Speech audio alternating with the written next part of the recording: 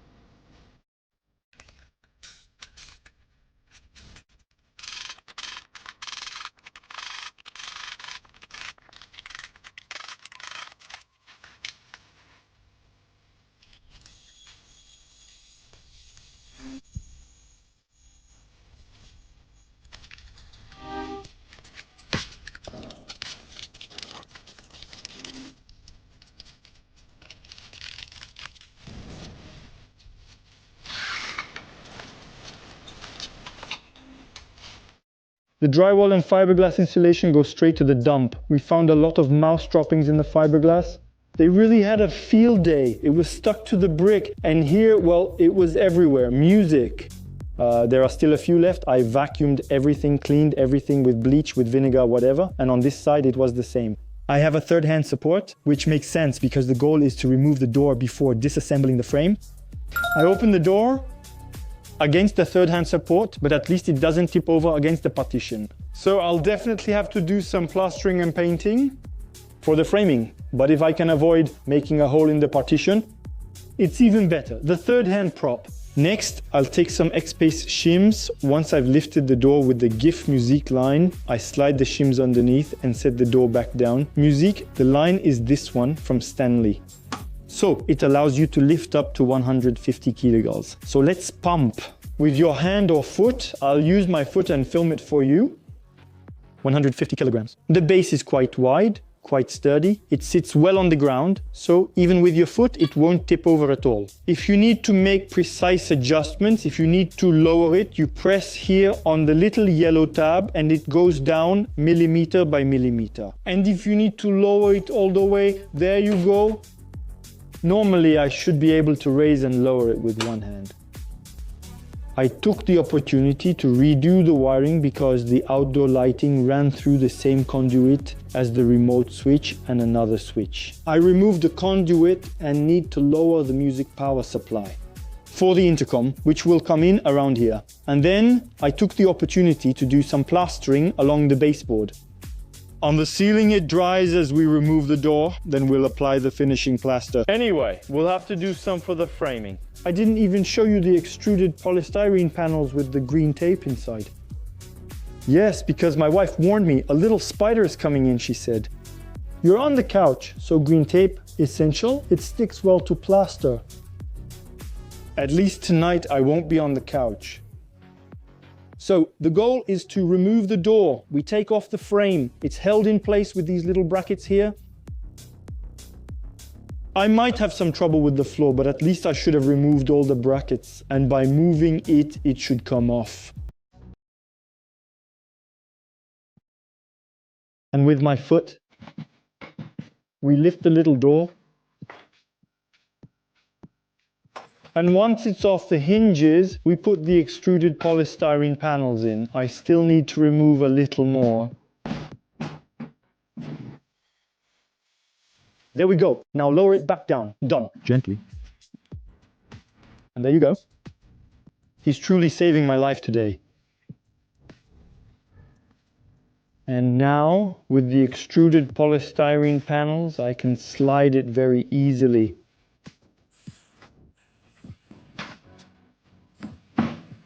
So next, it's not complicated. You just have to remove the bracket. There are 2 Torx screws to remove at the end. And here, a 10mm wrench, and you loosen it.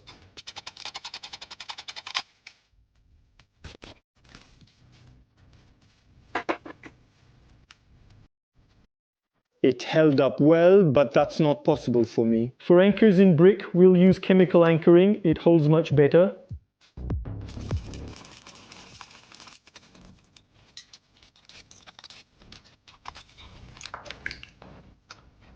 I'll show you that brick anchors are junk by tightening one on purpose. Okay, so you can hear it snapping. It's tight. Here it's spinning a bit in the air, but this one is really tight.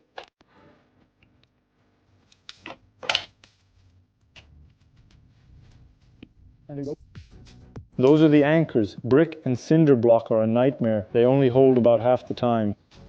So chemical anchoring, I'm telling you, it's the best. It's ideal. You put in your chemical anchoring mesh, it drops in and sticks out, and that's it. Problem solved.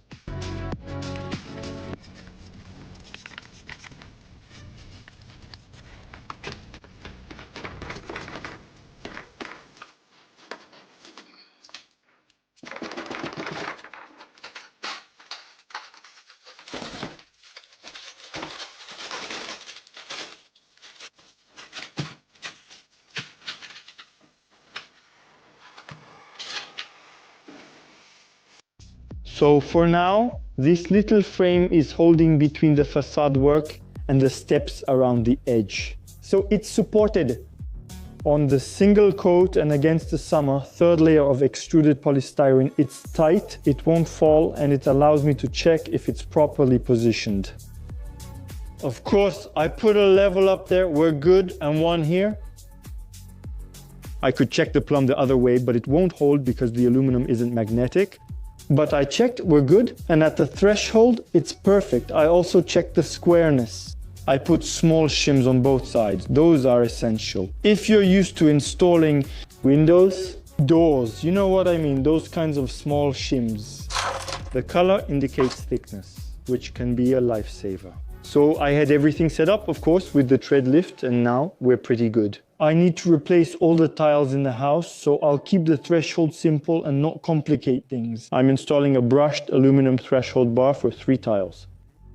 Like the threshold here, it won't be noticeable. It'll work for now until I redo the tiles. Well, I'll come up against the threshold.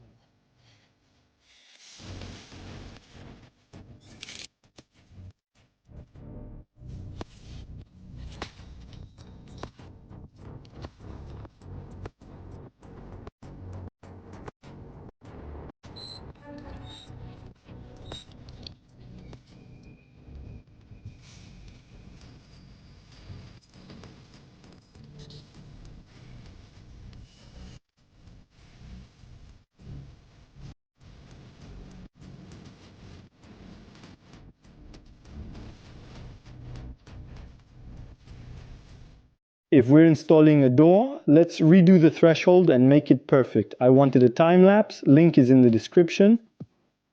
On the travertine, the concrete, the adhesive, quick setting tile. I'll be able to install the threshold, glue it with polymer, add some backer rod, and it will extend over the travertine. It'll look fresh and much better than a concrete threshold. Naturally, there are some hassles, or it wouldn't be fun. The laser is here. The alignment is perfect compared to the plaster though.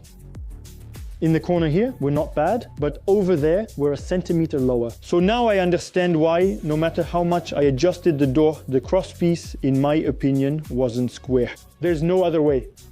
So I'm going to have to cheat either on this side or that side to fit the door, because I'm not about to mess around with deforming the door frame. You can imagine that, right? So I think on this side, it's gonna go higher, and then I'll have to chip away at the plaster when that's all I have left to do, scrape off the plaster and then redo it. Repaint the apron and the lintel so it doesn't show. That's the only solution. Otherwise, I'll have to order a smaller frame. But here that would mean I'm at least a centimeter lower. So what's better? To have it right here and higher there, or to have it right there but lower here? I don't know. So I prefer to be higher and scrape the plaster. And that's it. But, well, like I told you, the person who did the plastering has nothing to be blamed for. She focused her work on the carpentry, doors and windows, which you can see in the video. Besides, the plaster comes right up to the edge of the door frame. At the corners, it's perfect. It's really at the door installation level that something must have gone wrong. They didn't check the squareness. And that's it. Then the guy did his renovation. He based it on the carpentry work, and that's all. So now we can put the door frame in place and see how it looks.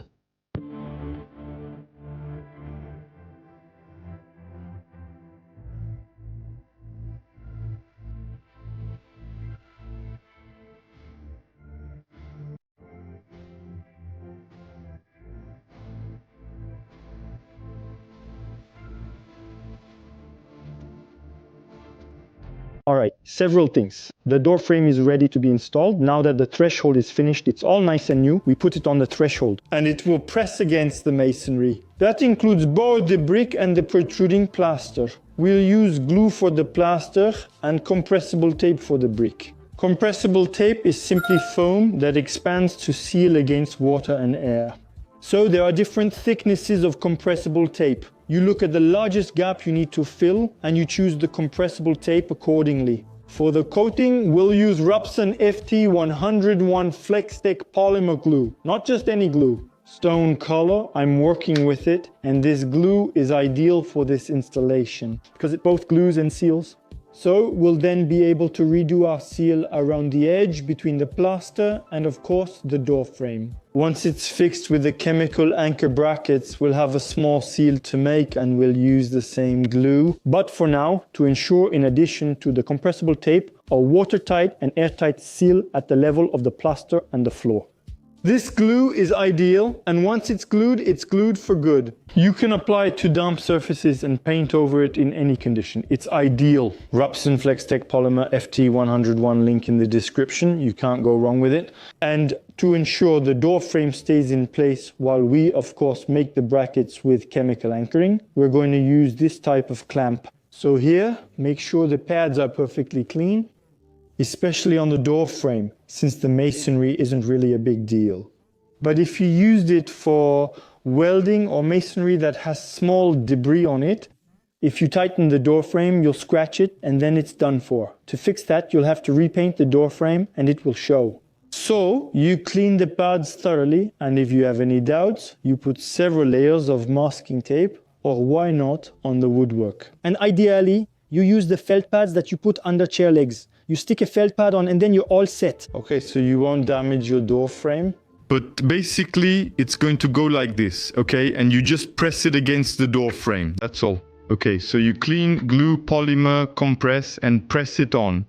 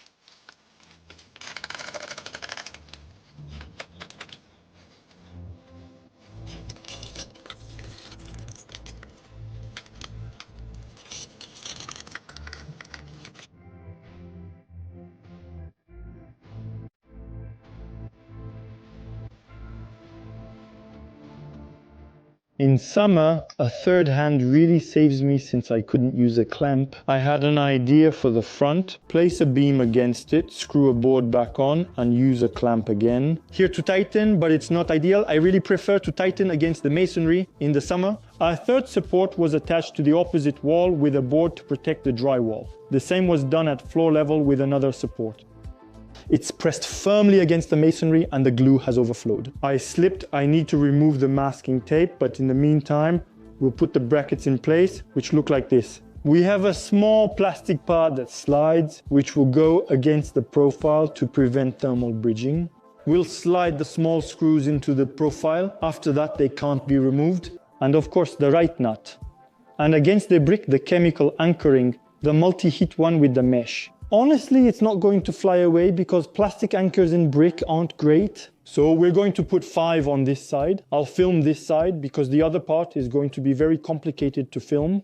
This is the last hole I need to make. The others are finished. First, I make a hole with an 8 mm diameter just to have a hole, and then we'll drill with a larger diameter.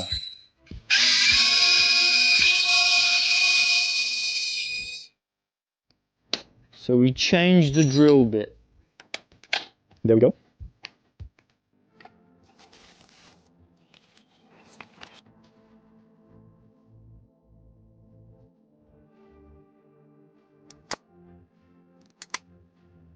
So I lift it up, it will come like this. So here, don't hesitate to turn the threaded rod. Ensure the sealant covers all sides, since pushing it can move the sealant. So we turn. There you go. And then I'll try to remove it later or perfect it.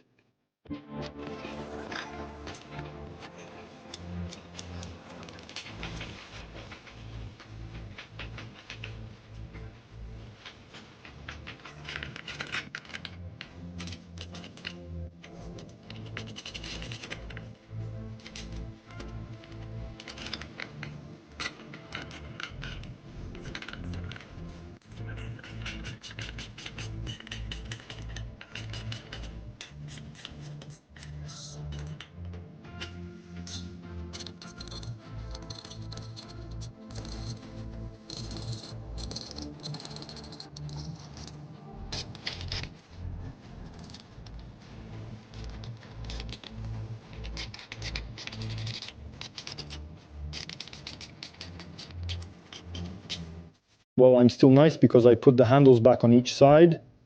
If anyone wants to remove this door, at least they'll have the handles. We'll check the fastening soon. I'll film it for you. I'll show you the right amount of Robson FT101 and explain. And for now, what interests me is installing the door. There are 2 props on each side to prevent it from tipping over. Protected, of course, with extruded polystyrene panels to avoid damaging the door. And the idea is that it fits by itself into these little hinges. So for now, it's resting on some leftover panels. The idea is to take our body, the trade lift, put it underneath, lift the door up, and then gently lower it so it fits into the hinges. I could help myself from the front or sides, but it's pretty heavy. I don't want to hurt my back with it. It'll be fine on its own.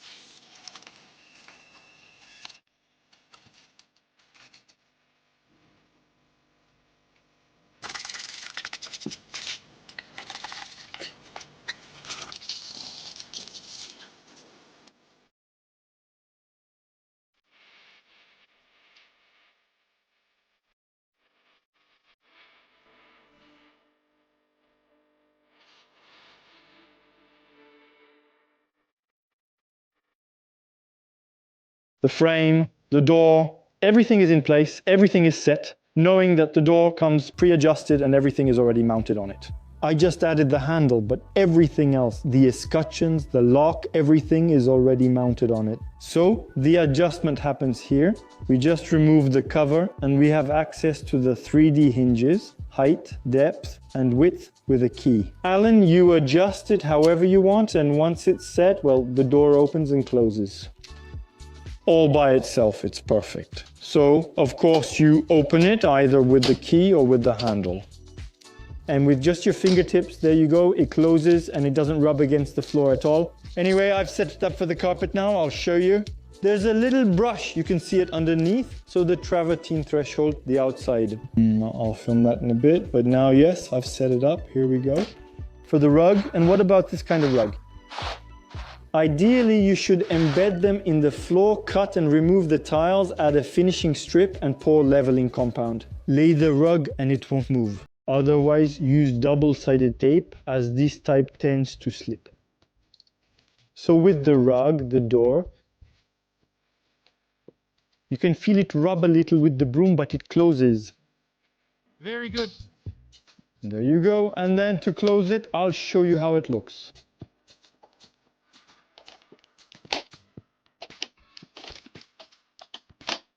Now I'm closing the door. Okay, and we have the same thing here. And on the other side. Yes, this is serious. A safe, the door, a safe. Oops, I forgot a nickel trick. So on this side, I removed all the lines. I made it neat because it was kind of a mess. Multiple lines ran through the same conduits, so I labeled everything. That's all for now regarding the video intercom. This will be my pole wire, the ground wire. I was looking for nuts with nylon rings. I couldn't remember where they were. Finally, I found them. I put another one on top to keep it from loosening, and now I don't have any left. I used thread locker on the 7mm diameter. And then the clamp, it's really crushed, overlaps well. You see how this thing expands, it's amazing. And then up there, I injected some foam. So let's go take a look at them. There we go. So I drilled, I injected some foam because this is my angle bracket to adjust the curve of the lintel. It's glued. I emptied the cartridge and used it to spread everything out for a good seal. On the frame, on the lintel and over the brackets, it's tight. This one is done, it won't move anymore. Then here I put some foam because my wife was telling me about spiders, things, stuff. Well, there you go. It reassured her to have some foam up there. There aren't any little critters, so now let's take a look. I'm going to put in some insulation, of course. I need to build a plastered structure. I'll deal with the paint later, it doesn't matter. But at least it should be coated white. There are several ways to build the structure. Either you glue a stud directly onto the frame, you have to go all the way around. Or you can, and I prepared it to show you. You cut the stud, of course, you put tape behind it, you loosen the nut, you slide it behind the plate, behind the bracket, and you tighten the bracket again. And of course it doesn't move anymore, it's sandwiched behind the brackets. Or is there another solution? I'm gonna try it since it's my first time.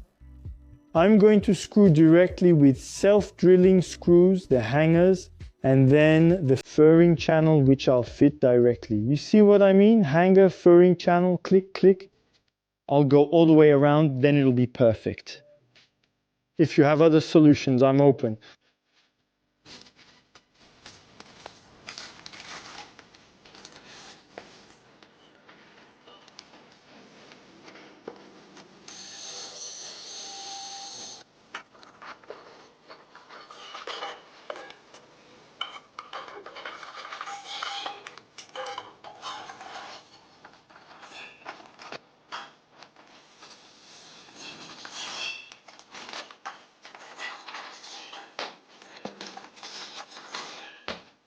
So here it was a nightmare to screw in, but I managed to do it because obviously I don't have much space, so I left a gap all around of the structure. Up there it's the same, attached to the brackets, so that's how it looks. So I got on each bracket a hanger, and there you can go for it, you can hit it, it doesn't move. Naturally, some people will mention thermal bridges and similar issues. You saw I put tape underneath, but I like this system. It holds. And as for the rail, obviously I couldn't I couldn't even get it out anyway. So I embedded the furring with chemical sealant, and now you can kick it. It won't move anymore. It's embedded in there. So the fish plates to make the connection between the furrings, that's great. You take this, you put it on there, just press and it snaps in. I'll add a link in the description. I may not find the exact ones, but they're very useful. It let me gather my reinforcements, which are then crimped into the rail.